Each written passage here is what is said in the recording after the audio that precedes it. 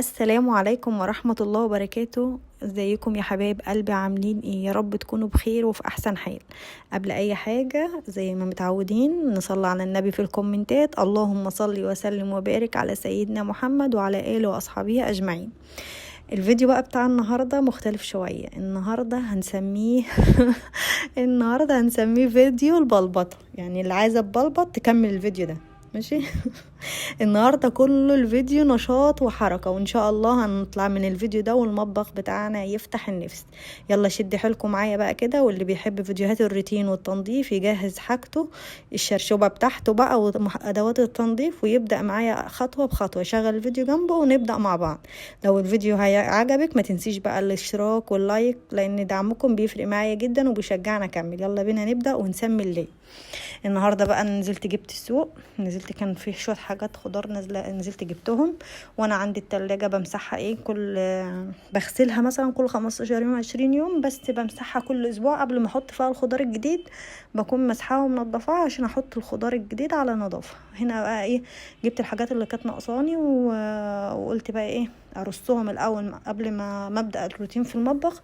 اشيلهم الاول كده من على الرخامه علشان خاطر المطبخ يبقى فاضي ليا، ان انا اعرف اشتغل فيه كده. وطبعا انا التلاجة مسحاها ومنضفاها، يعني يا دوبك هغسل الخضار وهحطه في البتاع في التلاجة على طول.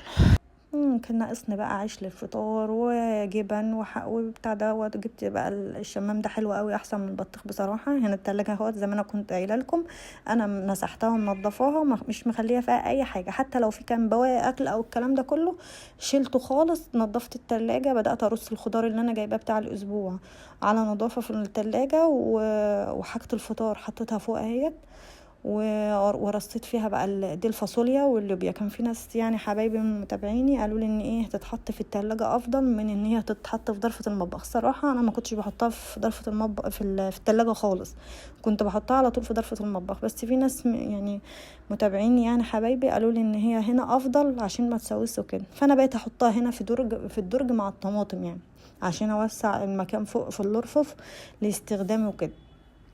وبدأت برضه ارص هنا الجزء من البيض، والجزء التاني بحطه في الرف اللي هو فوق الجبن ده. رصيت كل الخضار بتاعي في العلب بتاع الموجودة. انا بص عندي كل علبة من شكل، بس انا راضية والله العظيم، حلوة قوي. المهم ان انا حافظة الخضار بتاعي ومرصوص بشكل كويس. هنا بقى مسكت التلاجة، قلت اغسلها الاول من بره بقى كده وامسحها، عشان تبقى خلاص كده خلصت من موضوع التلاجة. يعني انا كنت مسحاها من جوه، بس من بره كنت حاسه ان هي باين عليها ان هي مش نظيفه كده، فظبطتها يعني. هنيجي بقى هنا لضفه الشباك. عندي الشباك ما كانش نظيف، وهنا بص تراب، فقلت هخلع السلك ده على البانيو، مش هعرف اغسله خالص في حوض المطبخ. فقلت هنا مع البانيو وبالمقشه بتاعه الفرشه بتاع المقشه، قلت هي دي اللي انا هغسل بيها، يعني لان السلكه قلت مش عارفه اغسل بيها، دي اللي لان هو كان فيه تراب كتير جدا. جبت بقى بريل وبدات اغسله بقى. هو بهدل الصراحه البانيو، بس مش مهم يعني. انا بعد ما خلصته غسلت البانيو تاني عشان التراب ده ما يلزقش في البانيو كده. غسلته كويس وسبته بقى يصفى، قلت هسيبه يصفى بقى عمال ما ادخل اشوف اخلص المطبخ خالص. وفي اخر ما اخلص المطبخ وكده ابقى هيكون هو نشف، ابقى اركبه تاني يعني. لان انا هغسل كمان الشباك وكده عشان عليه دهون وكده. هو الشباك اللي كان محتاج يتغسل عندي، الشفاط انا كنت غسلاه قريب، فما كنتش محتاجه ان انا اغسل الشفاط. هو الشباك بس اللي كان عايز يتغسل. في متابعة حبيبتي كانت عايزة ان انا اشجعها في ان نغسل الشباك والشفاط. يلا بقى قومي تشجعي، شغلي حاجة بتحبيها، شغلي جنب القرآن وابدأي. ومجرد ما بتبدأي والله اول 5 دقايق اول ما بتبدأي في الشغل، مجرد ما بتبدأي هتلاقي نفسك اصلا بدل ما انت داخله عشان الشباك والشفاط، لا هتلاقي نفسك اصلا خلصت المطبخ من غير ما تحسي. عارفة والله ان الجو حر والكسل ساعات يعني بيغلبنا، بس صدقيني اول ما بتبدأي وتشمي ريحة النظافة طاقتك كلها والله العظيم هتتغير، وتلاقي نفسك بدل ما داخلة على حاجة واحدة عملتي كذا حاجة من غير ما تحسي بيها. فقومي استعيني بالله كده، اللي وراها حاجة وعايزة تقوم تعملها قومي يلا استعيني بالله كده ونعمل الشغل مع بعض. بصراحة بقى جبت هنا سيترس وبدأت ارشه على البوتاجاز وسبته شوية وجيت بالفوطة كده اوزع السيترس على على البوتاجاز كده وامسحه، عشان ايه ابدأ بقى ايه بسلكة وبريل كده ادعك بقى البوتاجاز، وبالفرشة الصغيرة اللي معايا دي اللي هي الايه الحتت اللي هي السلكة مش هطولها ولا انا ايدي هطولها، ان انا بدأت ادعك كده يعني اللي هو مش مخليه الحتت الصغيرة الزوايا الصغيرة اللي انا مش هعرف اغسلها بالسلكة. الفرشة دي بصراحة جايبها لي يعني. مسكت البوتاجاز والله العظيم عملته من الجناب والباب ومن وراه، كان فيه برضه وراه تقريبا كان واقع زيت او حاجة على البلاط. برضو مسكته غسلته. بص مخليتش حاجة في المطبخ غير لما شقلبتها الصراحة. وانا اصلا من يومين كنت مرتبة الظرف، فقلت بقى ايه المطبخ بقى من بره كده الرخام والبوتاجاز وكله نعمله النهاردة وكده. انا والله عندي المطبخ، في ناس ممكن تقول لا انا مش هدخل والجو حر وكده، انا عندي المطبخ انا كمان عندي حر جدا. فانا عملت ايه بقى، جبت المروحة حطيتها على باب المطبخ وقلت تبقى واقفة تضرب فيا كده علشان ما احسش بالحر. بصراحة المطبخ عندي حر جدا، فشغلت المروحة عليا عشان ايه اعرف اشتغل براحتي كده وما بقاش زهقان، وشغلت بقى القرآن جنبي والحمد لله حسيت ان انا والله ممكن يكون خد مني وقت، بس انا اتشغلت في المطبخ. انا حسيت ان انا ما خدتش وقت، وحسيت في الاخر بقى مش بتعب، حسيت بصراحة براحة نفسية. مجرد ما شفت المطبخ من جوه ومن بره بقى نظيف بقيت حاسة براحة نفسية. حسيت ان مفيش تعب بقى طالما شفت النتيجة في الاخر بقت مرضية بالنسبة لي. فبصراحة كل حاجة تهون. الزيت اللي انا قلت لكم كان واقع تقريبا، غسلته بالمقشة مش راضي يطلع، فنزلت بقى قعدت ادعك كده فيه في السلكة وطلع. والحيطة اللي ورا البوتاجاز دي كان عليها برضو زيوت وكده، مسكتها غسلتها بس ما دلقتش ميه على الحيطه لان في كوبس، فدلقت بقيت امسحها مسحتها بالفوطه وكده يعني. هنا بقى جيت على الحوامل بدأت اغسلها برضو. الفرشة دي حلوة قوي لان في حاجات فيها في الزوايا والكلام ده كله السلكة ما تجيبهاش، هي بصراحة بتجيبها لي يعني.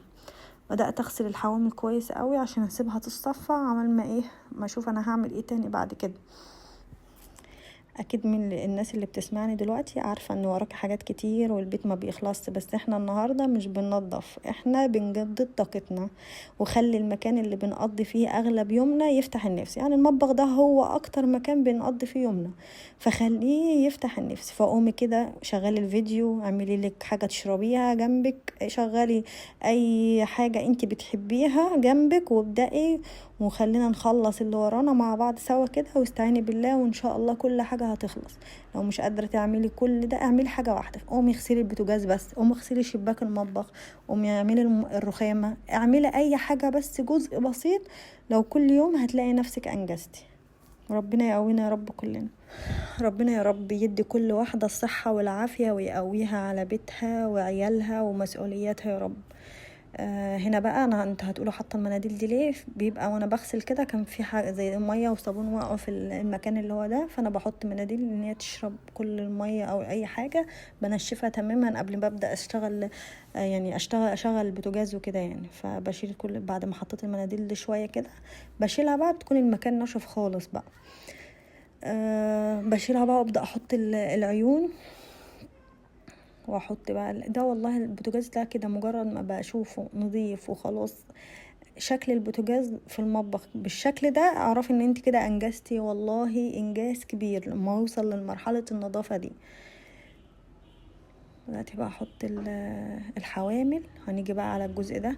عندي هنا الكوبايات دي كنت حاسة ان هي متطربة، قلت هشيلها بقى ايه اغسلها مع المواعين، واجيب بقى الركن اللي هو بتاع الراديو ده والتوابل همسحه برضو ولمعه. المنظم اللي هو الابيض ده كنت حاسه ان هو زي ما ممكن يعني عليه دهون كده ملزق شويه كده، فقلت هدعكه برضو بالسلك علشان ايه لو في اي حاجه تتشال قبل ما يتراكم عليها وكده. انا يوميا بمسحه، بس حسيته النهارده وانا بشده حسيت ان في حاجه بتلزق كده، فمسكته غسلته كويس وغسلت مكان الرخامه. مش بقول لكم ده فيديو فيديو البلبطة، والله هو كان يوم بلبطة. بس بصراحة والله كان المطبخ في الاخر يفتح النفس، يعني اقف في المطبخ كده خلاص انا مش عايزة حاجة تانية، انا الحمد لله كده. غسلته وشطفته وبدأت انشفه بقى عشان ارجعه مكانه، وابدأ ارجع كل حاجة تاني كانت موجودة عليه. هنا بقى بدأت ارجع بقى الملح والحاجات اللي هي بتاعة التوابل.